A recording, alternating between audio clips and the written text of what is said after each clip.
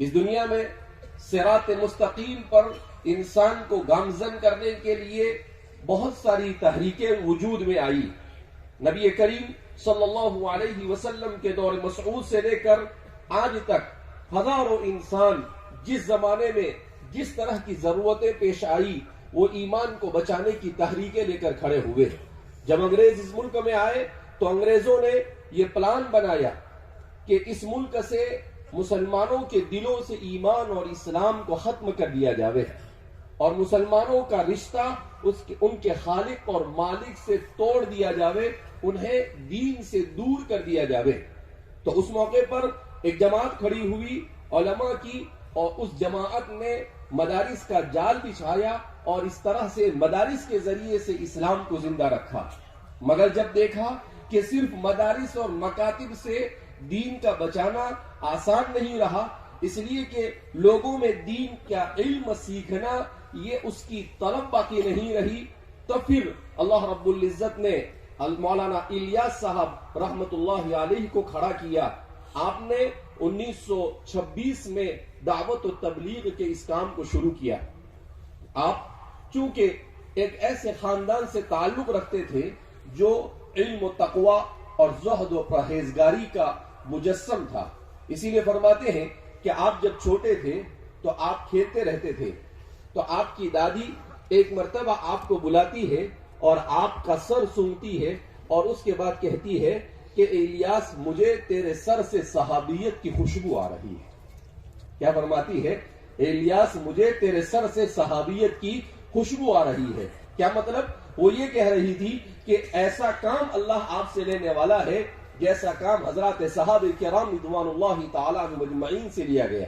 ایسے بچے کب وجود میں آتے ہیں؟ حضرت قاری طیب صاحب فرماتے ہیں کہ حضرت مولانا الیاس صاحب کی والدہ یہ نماز کا اتنا اہتمام فرمانے والی تھی کہ جب اذان ہو جاتی تھی اگر وہ روٹی پکاتی تو روٹی اگر اس نے توے پر رکھا ہوتا انہوں نے تو اذان ہونے کے بعد ویسے ہی چھوڑ کر وہ نماز کے لیے چلی جاتی تھی. وہ نماز پڑھ کر سنت پڑھ کر اپنے تمام اذکار سے فارغ ہو کر آتی تھی اور وہ روٹی ویسی کے ویسی توے پر موجود رہتی تھی، وہ جلتی نہیں تھی. تو اس طرح سے ان کی عورتوں میں دین تھا. اسی دین نے ایسے لوگوں کو کھڑا کیا جنہوں نے ایسا کام وجود میں لایا جو پوری دنیا میں ایمان اور اسلام کی حفاظت کا ضامن بن گیا. حضرت مولانا الیاس صاحب رحمت اللہ علیہ کے ملفوظات میں کل پڑھ رہا تھا، حضرت کے ملفوظات میں لکھا، کسی نے پوچھا کہ حضرت اس تحریک کا مقصد کیا ہے، اس تحریک کو کیوں شروع کیا آپ نے؟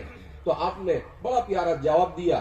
آپ نے کہا کوئی کہتا ہوگا کہ اس تحریک کا مقصد لوگوں کو نماز پڑھانا ہے، کوئی کہتا ہوگا اس تحریک کا مطلب روزہ رکھوانا ہے. کہا نہیں، میری اس تحریک کا مقصد یہ ہے کہ زندگی کے ہر شعبے میں مسلمانوں میں ایمان اور اسلام زندہ ہو جائے، دین زندہ ہو جائے. زندگی کے ہر شعبے میں کہ مسلمان اس تحریک سے جڑنے کے بعد وہ دین حاصل کرے اور اس تحریک سے جڑنے کے بعد وہ تجارت کرے تو اسلامی طریقے کے مطابق، وہ نوکری کرے تو اسلامی طریقے کے مطابق، وہ زندگی پوری زندگی صبح سے لے کر شام تک کی اپنی زندگی سوائے اس مقصد سے گزارے کہ اس کی پوری زندگی اللہ کے دین کے تابع ہو جائے. کہا میں نے اس مقصد سے اس تحریک کو شروع کیا.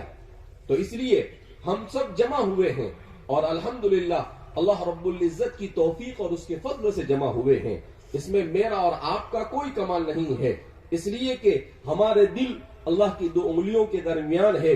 یقلبها کیف یشاء، اللہ جیسے چاہتا ہے اسے پھیرتا ہے. اللہ رب العزت نے ہمارے دلوں کو متوجہ کیا کہ جاؤ احمد نگر میں ہونے والے اس اجتماع میں شریک ہو جاؤ اور اپنے ایمان کی بیٹری جو لو ہو چکی ہے اس کے چارجنگ کو اسے پھول کر لو، تاکہ تم ایک نئے تازگی کے ساتھ اور نئے ایمان کے ساتھ، نئے جوش اور جذبے کے ساتھ دوبارہ اپنے دیہاتوں کی طرف لوٹو اور اس طرح سے ایمان کی محنت میں اپنے آپ کو لگاؤ.